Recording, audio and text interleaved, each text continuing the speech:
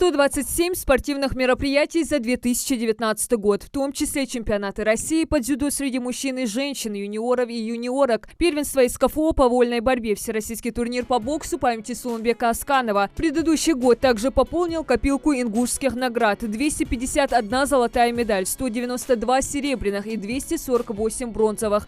За этот же период ингушским спортсменам присвоено 13 званий мастера спорта. Но дальше больше. Минспорт региона считает, что эти достижения не предел.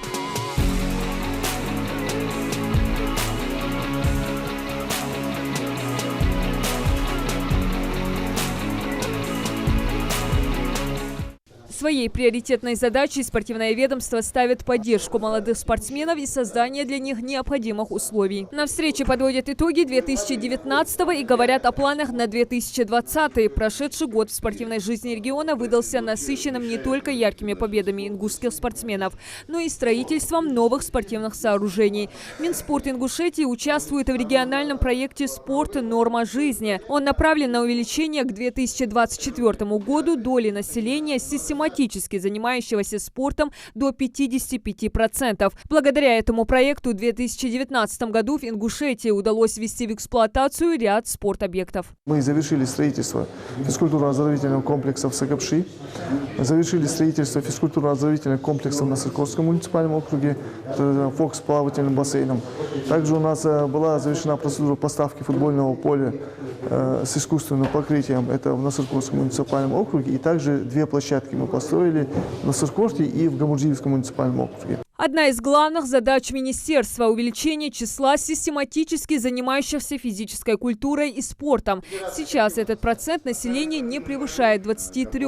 Участники встречи считают, что к занятиям спортом важно привлекать и представительниц женского пола, путем постоянного контакта с общественностью задавать другую психологию отношения к спорту и здоровому образу жизни. Тут у нас очень большой резерв, где можно будет и для не то что создать условия, выработать совместно, опять-таки говорю, вот варианты, при которых мы можем вовлечь в занятия физкультурой и женскую часть нашего общества. Всего в настоящее время в регионе функционирует 380 спортивных сооружений. Но и этого для нашего населения представители министерства считают недостаточным. Ингушетия занимает последнее место в СКФО по обеспеченности спортивными сооружениями. В большинстве из них тренировочные процессы ведутся в 3 смены с превышением установленного норматива. На встрече обсуждают и планы на спортивное будущее республики. В 2020 году запланировано строительство ФОКов и строительных площадок. В них предусмотрят условия и для людей с ограниченными возможностями, ведь число желающих заниматься спортом среди них с каждым годом увеличивается. В текущем году у нас запланирована реконструкция, строительство спортивной базы в сельском поселении Мужичи.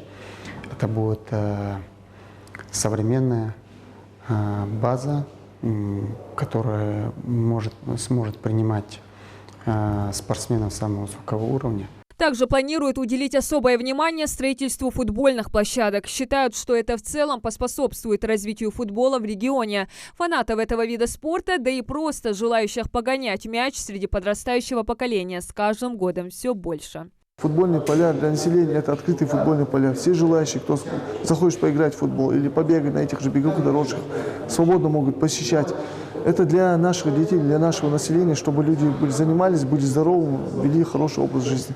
За последние годы ингушские спортсмены делают успехи в различных видах спорта, а некоторые из них, например, хоккей, спортивная гимнастика, грэпплинг, для республики относительно новые. Министр спорта отметил необходимость уделять побольше внимания игровым видам спорта. Если раньше для их развития не было специализированных объектов, то сейчас намерены создать все необходимые условия.